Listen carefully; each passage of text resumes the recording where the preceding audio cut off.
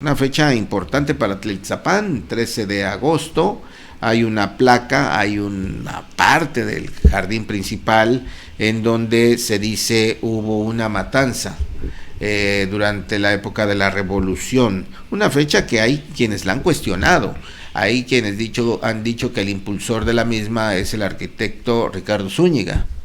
Y bueno, que no hay documentación suficiente. Sin embargo, esta fecha ya ha sido aceptada, ya ha sido admitida y se conmemora cada 13 de agosto. Así es que para hablar de ese tema histórico importante sin duda en Tlaltizapán y la región, está con nosotros el cronista e historiador Jesús Zabaleta Castro, quien nos va a comentar justamente de ese capítulo, ese episodio que se dice fue terrible porque las fuerzas carrancistas mataron a más de 200 personas sin distinguir edad. Jesús Zabaleta, buenos días. Evaristo, buenos días al auditorio, por supuesto. Cuéntanos, por favor, danos lo que se sabe de esa considerada matanza generalizada, todo porque dicen lo encontraron a Emiliano Zapata. Bien, de hecho hay dos cosas. Primero, bien lo dices, pocas fuentes existen para poder sustentar esto, sin embargo las hay, y son pocos autores las que han replicado estas fuentes. Segundo, para comprender lo sucedido el 13 de agosto hay que entender lo sucedido el 12 de junio previo. El 12 de junio de 1916, bajo las órdenes de Pablo González, las tropas constitucionalistas atacaron Tlaltizapán porque tenían como objetivo la toma del cuartel del Ejército Libertador del Sur, el cuartel de Emiliano Zapata Salazar. Esto después de un enfrentamiento se consiguió. Las tropas federales se hicieron del inmueble y tuvieron que huir Emiliano Zapata y sus tropas. Esto fue importante porque les confiscaron material en una cantidad considerable. Estamos hablando de 5 vagones de ferrocarril llenos de parque. Se lograron confiscar 13 cañones de diferentes medidas, 5,000 botes de pólvora, por ejemplo. Y toda la maquinaria también que implicaba no solo la prensa, sino las placas para la impresión de los billetes del gobierno de la Soberana Convención Revolucionaria, que se había instalado en Aguascalientes en octubre de 1914. Un duro golpe, y que llegó a Cuernavaca el 31 de enero de 1915 y estuvo itinerando. Zapata decidió protegerla y en Morelos se imprimieron los billetes de la Soberana Convención Revolucionaria. Fue también una cantidad importante de rifles, de municiones, de pólvora, como lo comentaba, y esto propició obviamente que Zapata intentara recuperar la plaza. Y justamente esto se dio el 13 de agosto de 1916, 2 meses después de la toma del cuartel por las tropas constitucionalistas. Sin embargo, fracasó. Claro, antes de continuar, de que fracasó, cuando se da este golpe, ¿fue sorpresivo esta toma? ¿Los tomaron desprevenidos o eran superiores en número y en estrategia? Por supuesto que había vigilancia suficiente en el entorno de Tlaltizapán. Sin embargo, fueron superiores no solo en número de elementos, sino también en estrategia. Okay.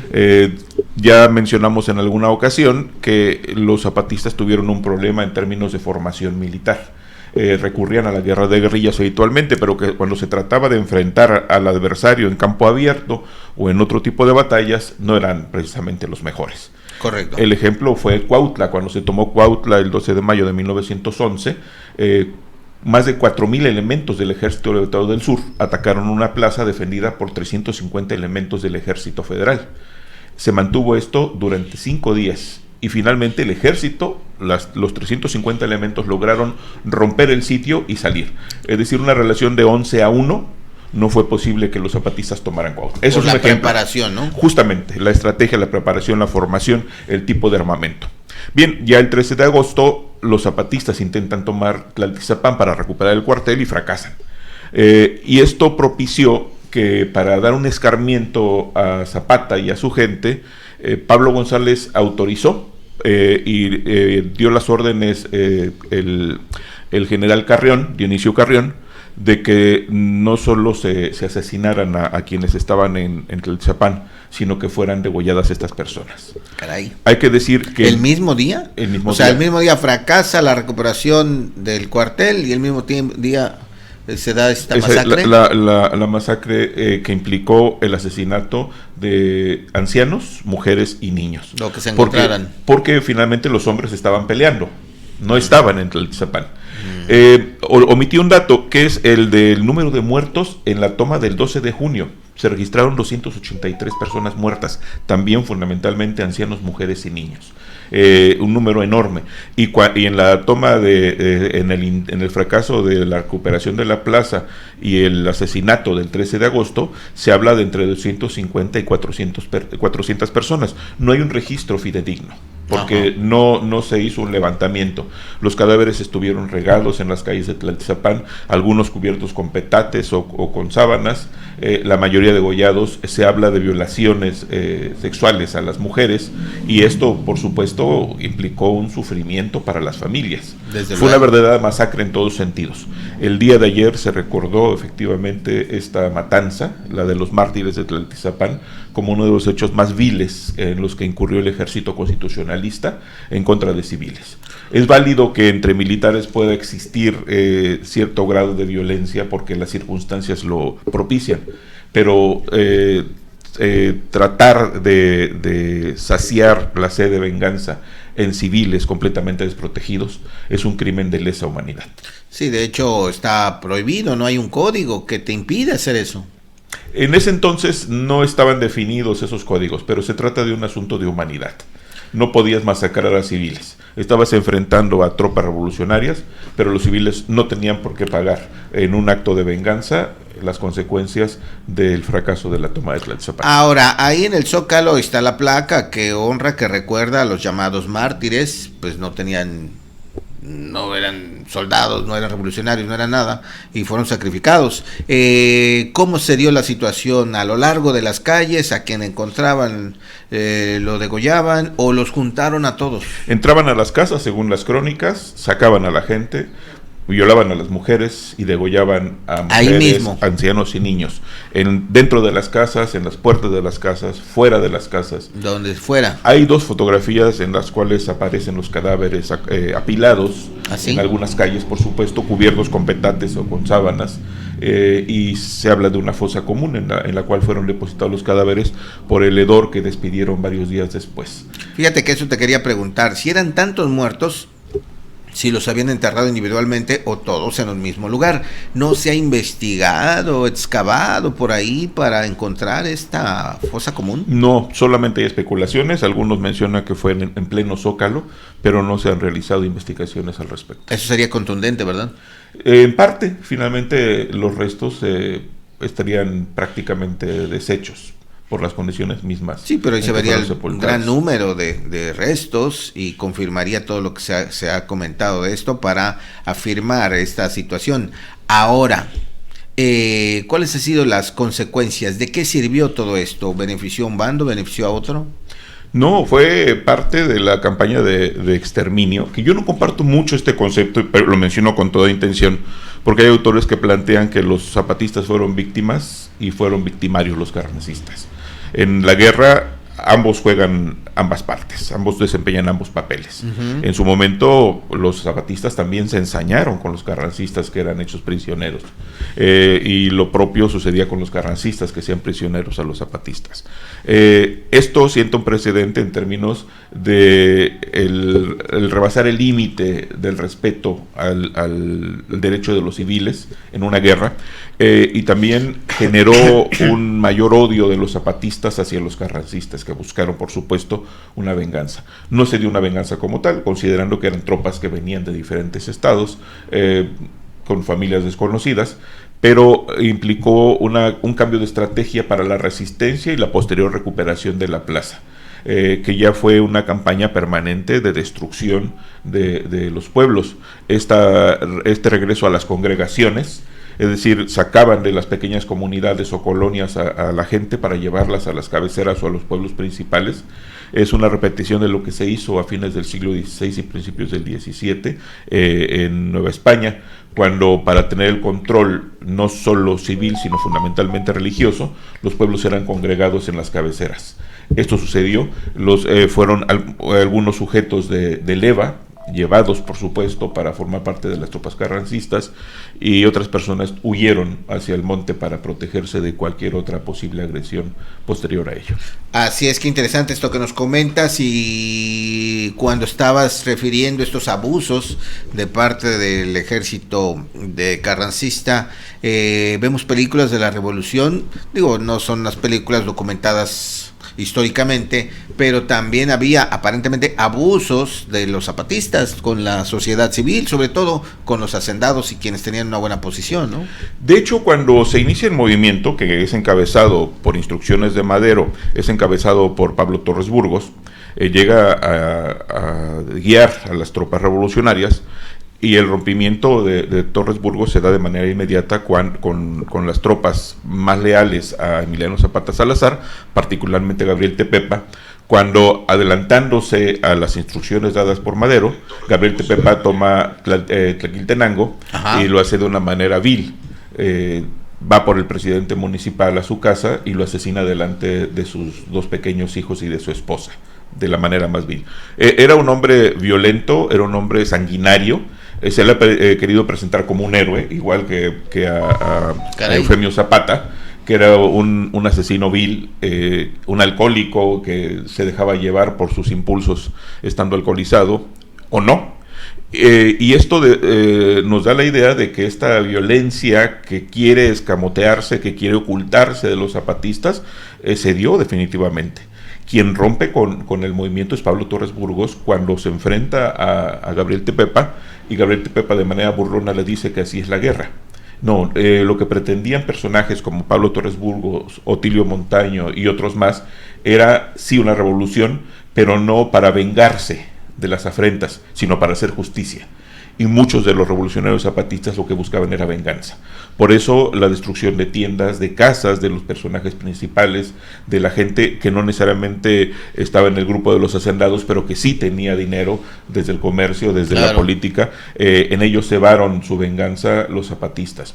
Por eso en el libro que es poco conocido, Los crímenes del zapatismo, de Antonio Melgarejo, que fue publicado en 1913, es decir, a 2 años del levantamiento zapatista, Melgarejo formó parte de las tropas zapatistas de una manera, digamos, administrativa, no bélica, y él hace un recuento de las tomas de plazas como Jonacatepec, Cuautla, Jantetelco, Tlaquiltenango y Jojutla, por citar algunos de los, Yautepec, y lo que describe es una toma sanguinaria en cada una de estas plazas, que implicaba en el caso de Jojutla violaciones tumultuarias hacia las mujeres de Jojutla, crímenes de todo tipo, una actitud sanguinaria. Por ejemplo, en Jonacatepec le arrancaron las plantas de los pies al jefe político para hacerlo caminar por el empedrado de la cabecera municipal. A otra persona la asesinaron con un cartucho de dinamita. Es decir, escenas que son terribles en la descripción, pero que nos hablan de esta otra parte de la violencia que se dio también desde los zapatistas. Esto no es culpa de los carrancistas. Lo que yo afirmo es que en ambas partes hubo una violencia desbordada, hubo una sed de venganza que buscó ser saciada, y no la búsqueda de justicia como algunos lo postularon, mencionados ya Pablo Torres Burgos y Otilio Edmundo Montaño Sánchez. Fueron de los pocos que impulsaron esta idea de una revolución de justicia, no de venganza. De pronto olvidamos estas cosas, y así dicho, así visto, que tiene mucho sentido, pues parece muy fuerte, ¿no? Es fuerte. Muy fuerte. Y hay una resistencia a hablar de los crímenes del zapatismo, haciendo remembranza del título de la obra de Melgarejo, porque pareciera que eran personas buenas que fueron asesinadas. Por supuesto que había sed de venganza, y era entendible, pero no era lo que se buscaba en sentido estricto. Hubo revolucionarios que actuaron con justicia, varios de ellos, y las dos corrientes que se generaron, la de los zapatistas originales, la de los morelenses, y después el grupo de citadinos que llega, termina imponiéndose el segundo grupo en términos ideológicos y en términos de organización, y los zapatistas que buscaban la justicia son desplazados.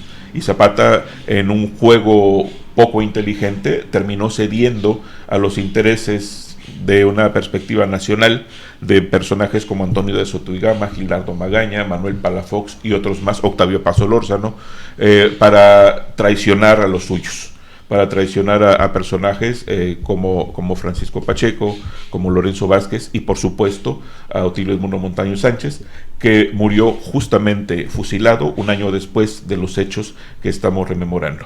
El 18 de mayo de 1917 fue fusilado Otilio Edmundo Montaño Sánchez, resultado de una traición de Zapata y de un juicio sumario que sin pruebas fehacientes y con testimonios falsos lo llevaron al paredón. Perfecto, pues muchas gracias, Jesús. Nos quedamos con esta reflexión de la violencia de ambos bandos y de la sed de venganza más que de justicia. ¿Hasta dónde, verdad? Hay que también darle su dimensión. No todo fue venganza y no todo tampoco fue justicia. Pero me gustaría preguntarte, justamente para cerrar, condición humana, si fuéramos revolucionarios o fuéramos constitucionalistas, ¿estaríamos en la misma condición por nuestra condición humana o por las circunstancias que rodeaban los hechos? Hay ejemplos a lo largo de la historia de cómo los grupos, cuando son estimulados anímicamente, se convierten en hordas de asesinos, aun cuando no haya motivo. Hay un debate que se dio cuando la policía rural disparó en contra de la gente de Sosocotla y se habló de un asesinato terrible. Hablé con 2 testigos de los hechos, 2 personas que estuvieron presentes ahí muy cerca, participaron en el movimiento y me dicen cómo es que recibieron de los líderes la instrucción a gritos: mátenlos, maten a los policías, quítenle las armas y mátenlos. Esa fue la instrucción. Eso no se dijo en los medios y a los policías se les satanizó. Solo se dijo que dispararon en contra de la manifestación. Si tú fueses un elemento de la policía y hay una horda que te rodea de más de 300 personas y escuchas el grito de mátenlos, tu sentido común, tu instinto de conservación ya, ¿no?, es defenderte y disparar. Si les hubieran quitado las armas, los muertos hubieran sido otros. Con esto no se justifica el hecho, pero sí tenemos que dimensionar los hechos desde otras perspectivas, otras circunstancias que habitualmente no se ven. Las víctimas pudieron haber sido victimarios y los victimarios pudieron haber sido víctimas. Por eso te preguntaba si son las circunstancias también las que mandan aquí. Yo creo que hay una combinación y nadie está exento en cuanto a personas que somos humanos débiles, ¿no? Sí, y manipulables, sobre todo manipulables. Un ejemplo de hace unos días, una reportera que va a las conferencias matutinas en Palacio Nacional denunciaba cómo ha sido perseguida por los fanáticos seguidores del presidente de la República. Son esas hordas, y lo que decía, como las calificaba Antonio Díaz Soto y Gama en una obra que escribió en 1901, que se tituló Breves Consideraciones sobre el municipio en México, que es su tesis para titularse como licenciado en Derecho en San Luis Potosí. Él habla de que al buscar una sociedad civil organizada, lo que encontramos son masas imbéciles y tiranías insolentadas. Así es, más tema para reflexión, para el análisis. Muchas gracias, Jesús Zabaleta. ¿Qué pasó? ¿No te invitamos Margarita a su gabinete? Ya al rato lo va a dar a conocer. No, ella está integrando un equipo en función de los intereses. Yo no comulgo con la filosofía de Morena, definitivamente. He sido crítico. Ella y yo tenemos una relación de comunicación, pero tenemos diferencias severas de visión de la realidad. Será interesante, ¿verdad? Saber quiénes van a quedar. De hecho, ya sabemos. ¿Ya viste ese adelanto que están publicando? Sí, por supuesto. En buena medida es cierto. Juan Salgado Brito será el secretario general de gobierno. Javier García será el jefe de la oficina de la gubernatura. ¿Te gusta ese gabinete? Yo diría que Juan Salgado Brito es el único que se salvaría como un político con experiencia y que le va a dar certidumbre. Aunque hay personas que han estado en el servicio público, no precisamente han tenido... Víctor Sánchez Trujillo. Sí, y otros que no han estado jamás en el servicio público o que han tenido cargos menores. Siempre hay que plantear el beneficio de la duda. Claro. Sin embargo, se anticipa que hay personas que no tienen ninguna experiencia en el servicio público y no harán un buen papel, o muy difícil lo conseguirán. Durarán poco, ¿no? O podrán sostenerlos, pero sin la definición de políticas. El otro problema es que Morelos no tiene presupuesto suficiente. Lo que cada gobernador ha ofrecido no ha sido posible porque se carece de presupuesto. Y muchas veces se gobierna a partir de ocurrencias, y lo hemos visto a lo largo de la historia contemporánea. Lo que yo deseo es que Morelos tenga un cambio de rumbo. Sin embargo, el fanatismo que la 4T representa puede ser un obstáculo para este desarrollo, y sobre todo desde una sociedad polarizada. Silvia Salazar, por ejemplo, iría a la Secretaría de la Mujer. Silvia Salazar es una mujer que ha tenido una trayectoria importante, presidente municipal de Jutepec, pero además una activista que tiene sensibilidad, digamos que es de los perfiles con esas características. De cultura, ¿quién se va a quedar? ¿Ya viste? Montserrat Orellana. Montserrat Orellana es licenciada en letras hispánicas, si no me equivoco. Okay. Y su vínculo con Margarita ha sido de hace algunos años. Yo creo que Montserrat necesita mayor experiencia y necesita un equipo que la respalde, porque habitualmente los titulares de la Secretaría de Cultura no conocen las expresiones culturales del Estado, y eso ha sido en varios gobiernos. Perfecto, pues vamos a esperar que se confirme. Gracias, Jesús, y nos sumamos a esa intención de que todo este gabinete y todo este nuevo gobierno pues sea para mejor del Estado. Gracias, compañero. Buen día. Que tengas un excelente día. Igualmente.